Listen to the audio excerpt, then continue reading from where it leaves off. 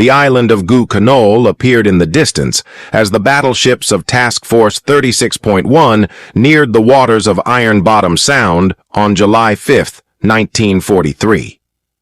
The force was returning from a mission to the Kula Gulf in the central Solomon Islands. Aboard the flagship cruiser Honolulu was Rear Admiral Ainsworth, confident that his fleet had successfully shelled Japanese land positions on both sides of the Kula Gulf under the cover of darkness.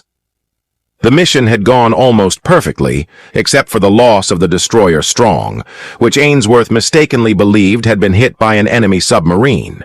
In reality, it had been sunk by a Japanese destroyer evading the American fleet.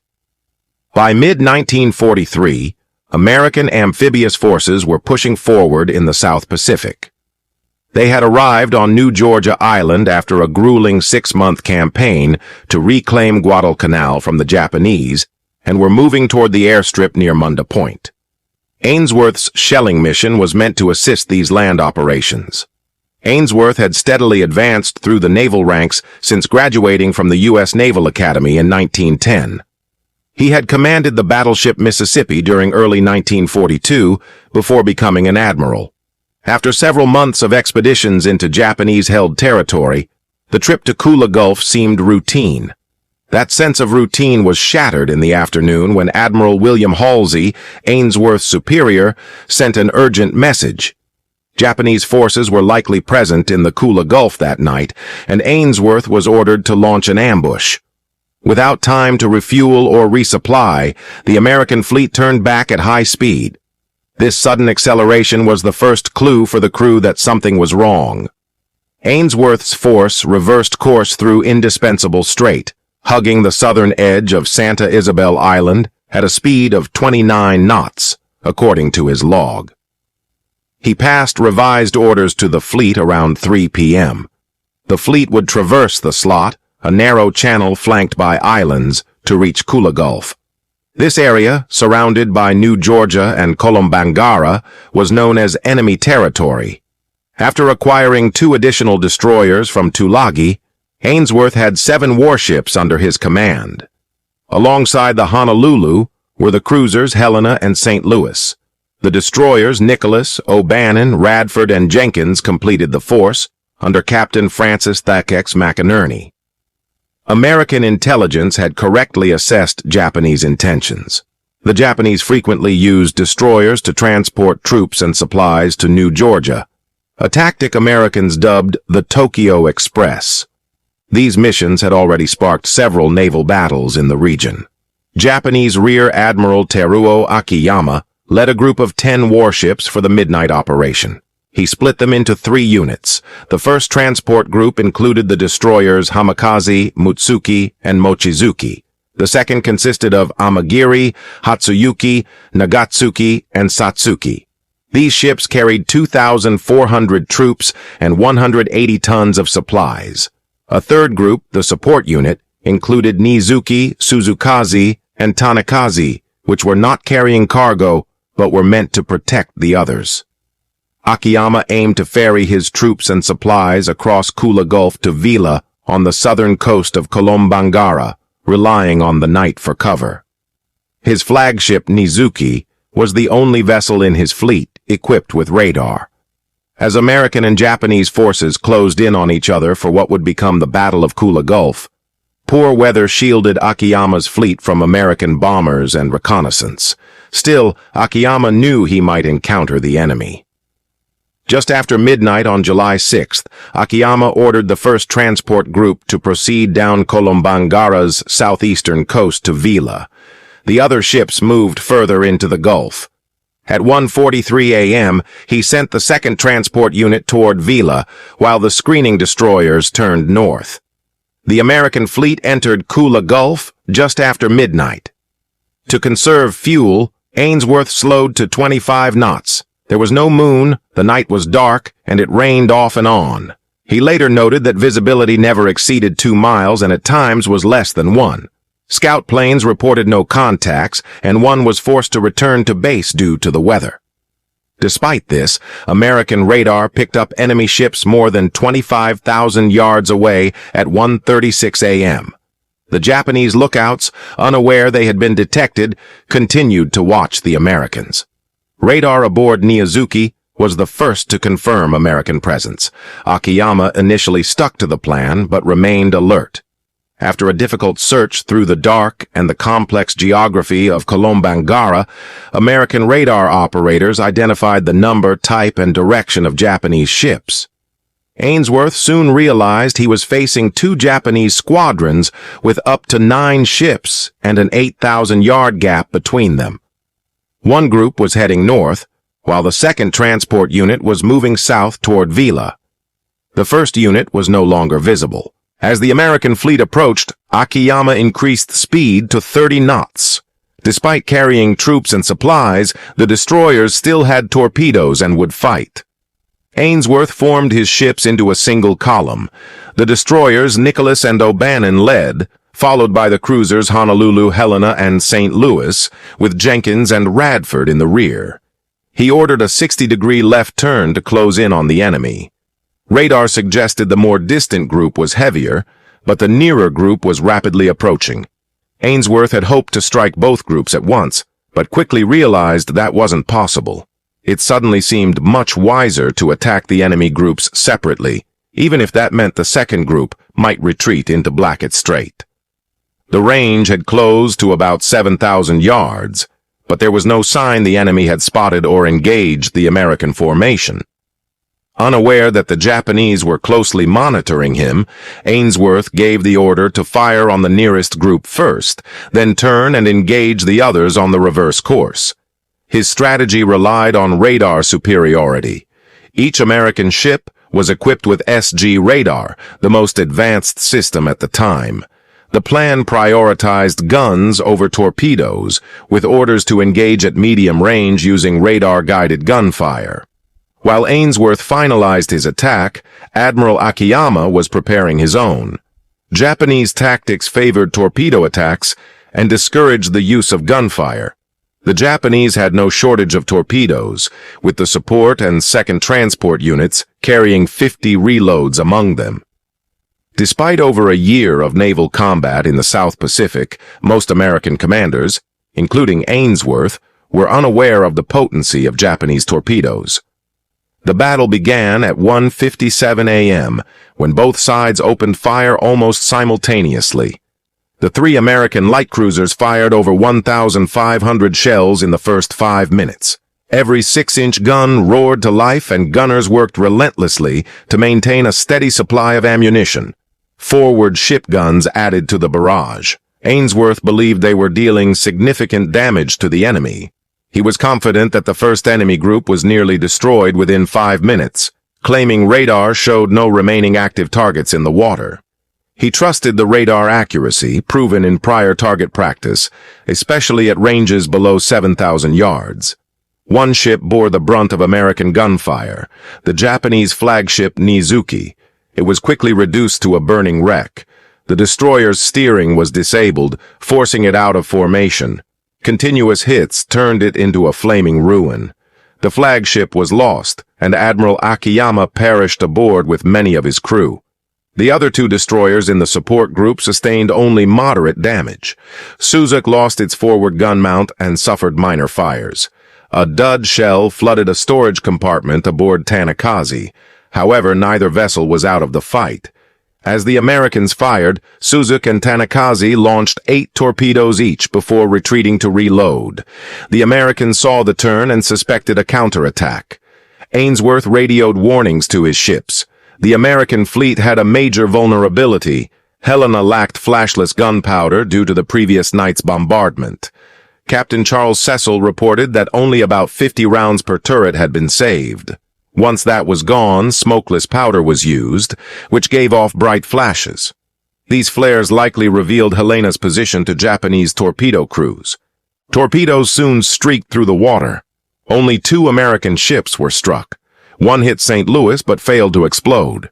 Helena was less fortunate. About 7 minutes after the torpedoes were launched, 3 struck the cruiser. One hit near a turret, another near the bow, and a third midship.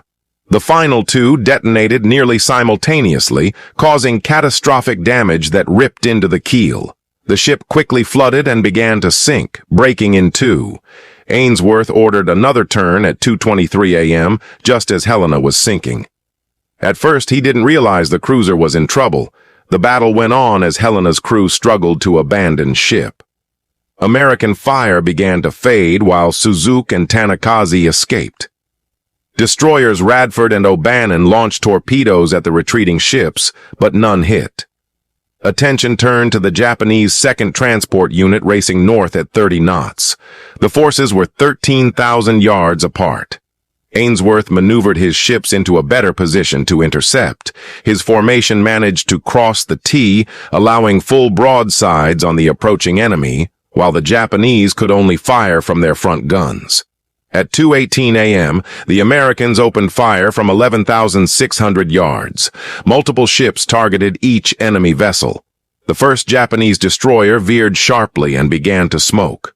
Amagiri sustained minor damage. Hatsuyuki returned fire but was hit by dude shells that knocked out important systems.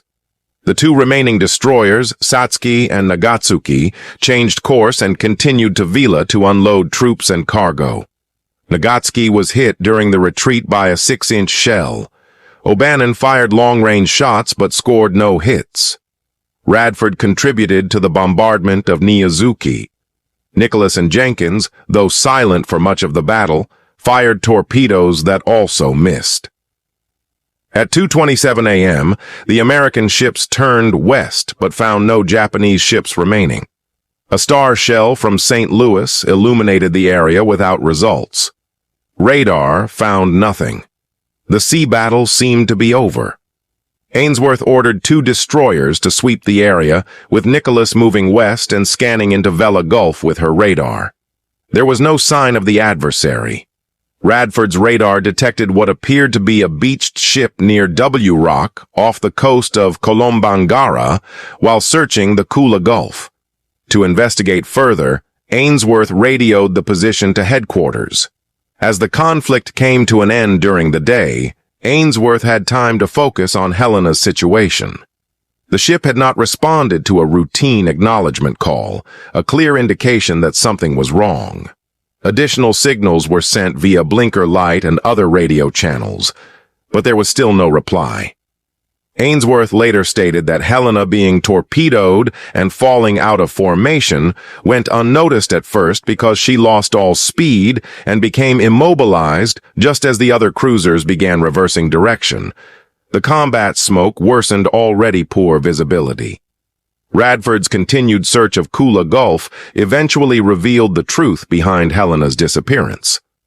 At 3:13 in the morning, a small contact appeared on the destroyer's radar about 5,000 yards away. Ainsworth instructed William Rooser, commander of Radford, to investigate. As the ship cautiously approached, lookouts spotted a faint shape. After a few minutes, Rooser reported that a number was visible on the ship, 50, confirming it was the tip of Helena's bow, which had broken off and was floating independently after the torpedo hit. By 3:30 a.m., Ainsworth understood Helena's fate and ordered Nicholas and Radford to begin a search for survivors, putting Captain McInnes aboard Nicholas in charge. The admiral moved his remaining vessels away from Kula Gulf. The battle and prior beach bombardment had severely depleted the ammunition supplies on Honolulu and St. Louis. Helena's sailors were scattered across the dark waters about 61 nautical miles northeast of Kolombangara. Rescue efforts were urgent. The warships needed to leave the Gulf before daylight to avoid inevitable Japanese airstrikes. At 3:41 a.m., Nicholas and Radford located the first survivors. Both ships launched whale boats and lowered nets to bring the men aboard.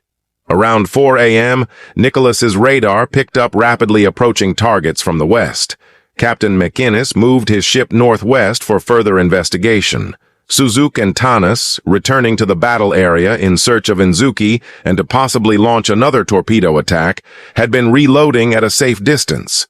However, lacking radar, they failed to spot any enemy ships and retreated west. Upon receiving reports of Japanese vessels near the rescue zone, Ainsworth reversed course and returned to Kula Gulf.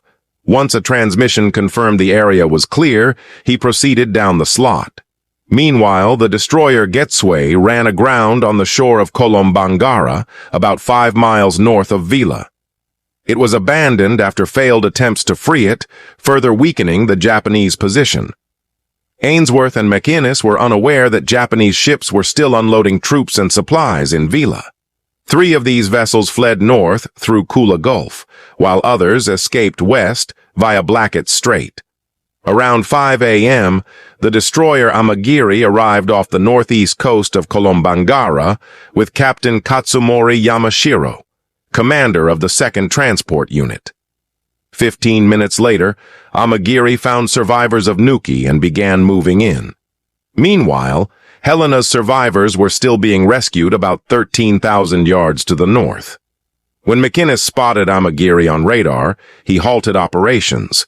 Japanese lookouts soon spotted the American ships, prompting Yamashiro to head northwest and abandon the rescue attempt. The resulting skirmish was brief but intense. At 5:22 a.m., Nicholas launched torpedoes. Amagiri responded 8 minutes later. One of its torpedoes exploded just 15 feet behind Radford. Though both sides exchanged torpedoes and gunfire, neither inflicted critical damage. One American shell hit Amagiri, destroying its radio room and damaging fire control circuits. Using a smokescreen, Yamashiro retreated west, leaving Nuki's survivors behind. Shortly after 6 a.m., another Japanese warship entered the area. As daylight broke, it exchanged gunfire with American ships at about a 5-mile range. The destroyer Mochizuki fired a torpedo that missed. After American shells damaged its torpedo tubes and gun positions, Mochizuki covered its withdrawal with smoke. This marked the final exchange of gunfire in the battle. The rescue of Helena's survivors ended as daylight arrived. Knowing an air attack was imminent if he remained, McInnes made the hard choice to depart with more than 700 survivors aboard Nicholas and Radford. They used smoke to cover their retreat down the slot. Volunteer manned whaleboats were left behind to help those still in the water. The Kula Gulf grew quiet as both American and Japanese ships withdrew. Many Helena crewmen remained adrift, gradually drifting apart with wind and current. Survivors of Inzuki were also struggling, many perishing with little hope of rescue. Later, American planes found the stranded destroyer Nagatsuki on a beach. After it was set ablaze, explosions tore the vessel apart. Upon returning to Tulagi, Ainsworth believed he had decisively defeated the Japanese Navy. In his August 1, 1943 report, he estimated that at least 6 Japanese ships had been sunk. But his conclusions were inaccurate. Like many American commanders in the South Pacific during 1943, Ainsworth had underestimated Japanese night fighting ability and relied too much on radar-directed fire. The battle ended in near parity. Helena was the only American ship lost, while the Japanese lost the destroyers Nizuki and Nuki, but still managed to land 1,600 troops and 90 tons of supplies at Kolombangara. Many South Pacific naval battles, including the Battle of Kula Gulf, had little strategic impact on the ground campaigns in New Georgia or on the broader course of the war. As American forces advanced, Japan's navy continued to lose ships it could no longer replace.